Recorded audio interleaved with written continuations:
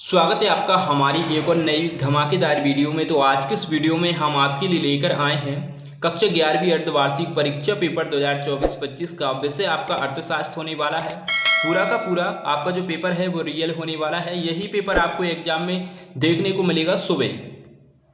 अगर आप कक्षा 11वीं के स्टूडेंट हैं तो ये वीडियो आपके लिए बहुत ही इम्पोर्टेंट होने वाली है, तो वीडियो को पूरा अवश्य देखना। अगर आप इस वीडियो को पूरा देख लेते हैं तो आप 75 में से 75 ही नंबर लेकर आओगे, ये हमारी गारंटी है। अगर आपने अभी तक इस वीडियो को लाइक नहीं किया है तो वीडियो को लाइक कर दें और साथ ही चैनल को भी सब्सक्राइब कर दें, जिससे आने वाली वीडियो की और भी नोटिफिकेशन आप तक सबसे पहले पहुंच सकेगी। तो चलिए वीडियो को शुरू करते हैं। प्रश्न नंबर 1 से आपको सही विकल्प चुनकर लिखना है। पहला प्रश्न हमारा, निम्न में से कौन सी आर्थिक क्रिया है? यहाँ पर आपको 4 ऑप्शन देखने को मिलेंगे। पहला है उपभोग, दूसरा है वितरण, तीसरा है उत्पादन, चौथा है इनमें सभी। तो 10 नंबर का हमारा इसका करेक्ट आंसर हो जाएगा। दूसरा प्रश्न हमारा, माध्यिका की गणना की जा सकती है? यहाँ पर भी आपको 4 ऑप्शन देखने को मिलेंगे। पहला है आयात चित्र, दूसरा है आवर्ती बहुभुज, तीसरा है आवर्ती वक्र, चौथा है ओजयी वक्र। तो हमारे जो दूसरे प्रश्न का आंसर है वो आपका स नंबर का राइट आंसर हो जाएगा। तीसरा प्रश्न हमारा, कौन सा माध्य चरम मूल्यों से प्रभावित होता है? यहाँ पर भी आपको 4 ऑप्शन देखने को मिलेंगे। पहला है बहुलक, दूसरा है माध्यिका, तीसरा है सामांतर माध्य, चौथा है इनमें से कोई नहीं। तो हमारे जो तीसरे प्रश्न का आंसर है वो आपका स नंबर का हो जाएगा, सामांतर माध्य आपका करेक्ट आंसर हो जाएगा। चौथा प्रश्न हमारा, माध्यिका सदैव होती है?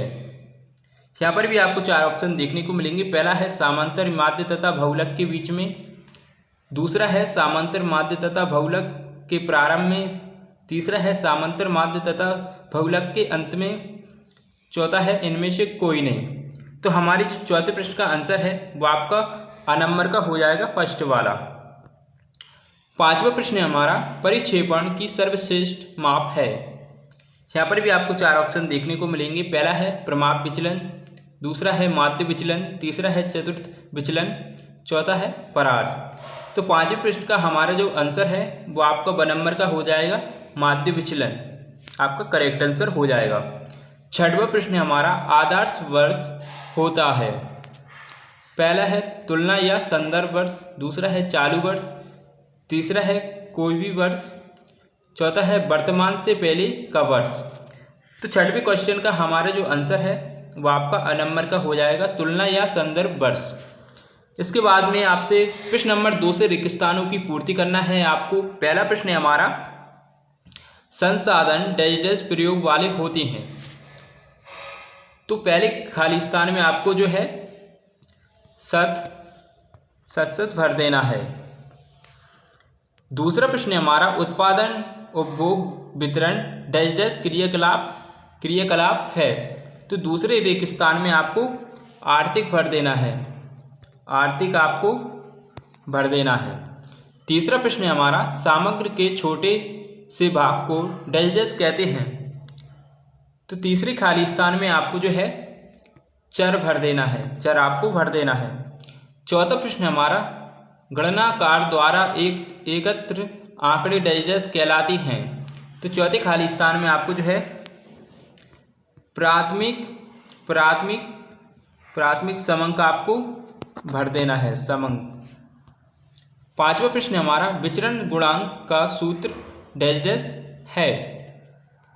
तो पांचवें खाली स्थान में आपको L - S बटे में L + S भर देना है। छठवां प्रश्न हमारा, सरल रेखा का ढाल सदैव डैश डैश होता है? तो छठवें खाली स्थान में आपको जो है नीचे भर देना है, नीचे आपको भर देना है। इसके बाद प्रश्न नंबर 3 से आपको सही जोड़ी का मिलान करके लिखना है। पहला प्रश्न है हमारा, बहुलक। तो पहले वाले क्वेश्चन का आपका जो आंसर है वो है प्रशिक्षण, आपका ब नंबर का राइट आंसर हो जाएगा। दूसरा प्रश्न है हमारा, साधनों के प्रयोग, दूसरे का जो आंसर है वो आपका अ नंबर का हो जाएगा, वैकल्पिक। तीसरा प्रश्न है हमारा, मूल्य अनुपात। तो तीसरे का हमारा जो आंसर है वो है सूचांक, द नंबर का आपका राइट आंसर हो जाएगा। चौथा प्रश्न हमारा, प्राथमिक क्षेत्र। तो चौथे क्वेश्चन का हमारा जो आंसर है वो है कृषि। स नंबर का आपका करेक्ट आंसर हो जाएगा। पांचवा प्रश्न हमारा प्रत्यक्ष कर। तो पांचवें क्वेश्चन का हमारा जो आंसर है वो हो जाएगा आपका ई नंबर का आयकर। छठवां प्रश्न हमारा कुशल श्रमिक।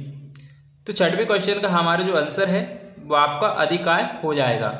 इसके बाद में प्रश्न नंबर 4 में आपको एक वाक्य और एक शब्द में उत्तर लिखना है।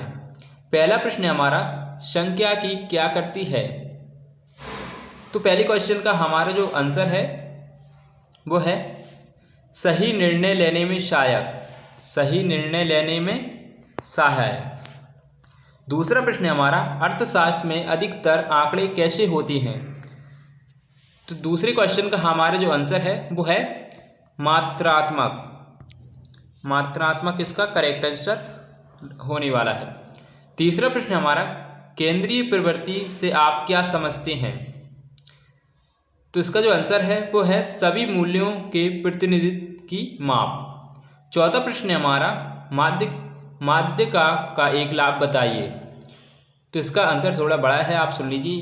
ये गुणात्मक विशेषताओं परिवर्तित करता है। पांचवा प्रश्न हमारा परिक्षेपण से आप क्या समझते हैं। अपरिकिरण परिक्षेपण व्यक्तिगत पद के विचलन की सीमा की माप है। छठवां प्रश्न हमारा बंगाल में अकाल कब पड़ा। तो छठवें प्रश्न का हमारा जो आंसर है वो आपका हो जाएगा 1943 में। इसके बाद प्रश्न नंबर 5 में आपको सत्य असत्य का चयन कर लिखना है। पहला प्रश्न हमारा मजदूरी ब्याज लाभ को वितरित करना वितरण है। तो पहला आपका सत्य हो जाएगा। दूसरा प्रश्न हमारा सांख्यिकी के निष्कर्ष औसत रूप में सत्य होते हैं। तो दूसरा भी आपका सत्य हो जाएगा। तीसरा प्रश्न हमारा अंकगणितीय माध्य एक स्थितीय मान है। तो तीसरा आपका असत्य हो जाएगा। चौथा प्रश्न हमारा प्रमाप विचलन ऋणात्मक हो सकता है। तो चौथा आपका जो है असत्य हो जाएगा। पांचवा प्रश्न हमारा पूर्ण सहसंबंध +1 होता है। तो पांचवा आपका सत्य हो जाएगा। छठवा है हमारा तृतीय सेवा क्षेत्र का दूसरा नाम है। तो ये भी आपका जो है ये छठवें क्वेश्चन का आंसर आपको हमें कमेंट करके बताना है। आप यहाँ पर देख सकते हैं पूरा का पूरा आपको जो पेपर है रियल पेपर होने वाला है। यही पेपर आपको एग्जाम में देखने को मिलेगा। जल्दी से स्क्रीनशॉट ले लीजिए और आप हमें कमेंट बॉक्स में अवश्य बताएं कि आपको ये वीडियो कैसी लगी। मिलते हैं एक और ऐसी इंटरेस्टिंग वीडियो के साथ। Thanks for watching. Bye bye.